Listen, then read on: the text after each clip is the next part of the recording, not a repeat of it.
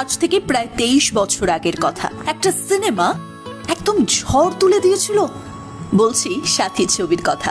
সাথী ছবির 23 বছর হওয়া মানে টলিউডের জিতের ক্যারিয়ারেরও 23 বছর, আর এটাই জিতের মাইলস্টোন।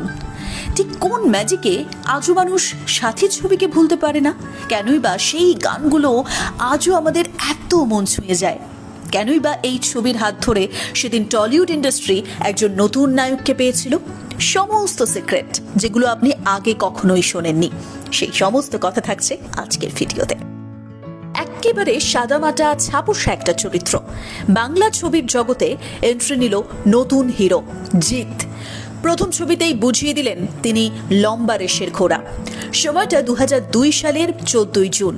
জিৎ মনে করেন এই সময়টা তার জীবনে ম্যাজিক ঘটেছিল, আর তাই তো তার জীবনে সাথী ছবির এত বেশি গুরুত্ব। ও বন্ধু তুমি শুনতে কি পাও না, এই গানের কথা মানুষ ভুলতে পারবেই না। আপনি পেরেছেন কি? কিংবা বলবো তোমায় আজকে আমি, বা এই ভালোবাসা তোমাকেই পেতে চায়। একটা সময় পরিচালক হরনাথ চক্রবর্তী বাংলা ইন্ডাস্ট্রির নতুন মুখ খুঁজছিলেন, আর সেই সময় দর্শকও নতুন মুখ চাইছিল। তখনই এন্ট্রি নিলেন জিৎ। এখনও দাপটের সঙ্গে টলিউডে রাজত্ব করছেন। আরেকজনের নাম না বললেই নয়, প্রিয়াঙ্কা ত্রিবেদী। কি মিষ্টি অভিনয়! এখন নায়িকাকে বাংলা ইন্ডাস্ট্রিতে না দেখা গেলেও তাকে কি ভুলতে পেরেছেন?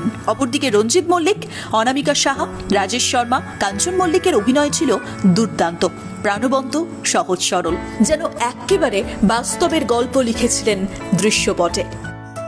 আর তাই তো সব থেকে বেশি ব্যবসা করা বাংলা ছবির মধ্যে অন্যতম সাথী। শোনা যায় সেই সময় দাঁড়িয়ে বক্স অফিসে আয় করেছিল প্রায় 10 কোটি টাকা। এই ছবির আর একটা সিক্রেট কি বলুন তো? সেই সময় বহু প্রযোজক ছিলেন যারা প্রসেনজিৎকে ছাড়া নতুন অভিনেতাকে নিয়ে কাজ করার সাহস পেতেন না। তাই সাথী ছবির অফারটা সর্বপ্রথম গিয়েছিল প্রসেনজিতের কাছে। কিন্তু তখন চিত্রনাট্য অনুযায়ী নতুন নায়ককে নেওয়ার পরামর্শ দেন প্রসেনজিৎ। আর নতুন নায়ক নায়িকাকে নিয়েই একটানা 25 সপ্তাহ হাউসফুল হয় এই সিনেমা। যখন এই সিনেমা রিলিজ হয় তখন মাল্টিপ্লেক্স ছিল না, বর্ষা ছিল সিঙ্গল স্ক্রিন। প্রথম দিন ছবি দেখে বেরিয়ে অঞ্জন চৌধুরী বলেছিলেন সাথী সুপার ডুপার হিট হবে, আর এই নতুন হিরো দাঁড়িয়ে যাবে। আর আজকে দেখুন বাকিটা তো ইতিহাস। বলতে পারবেন এই ছবিতে জিৎ এবং প্রিয়াঙ্কার চরিত্রের নাম কি ছিল?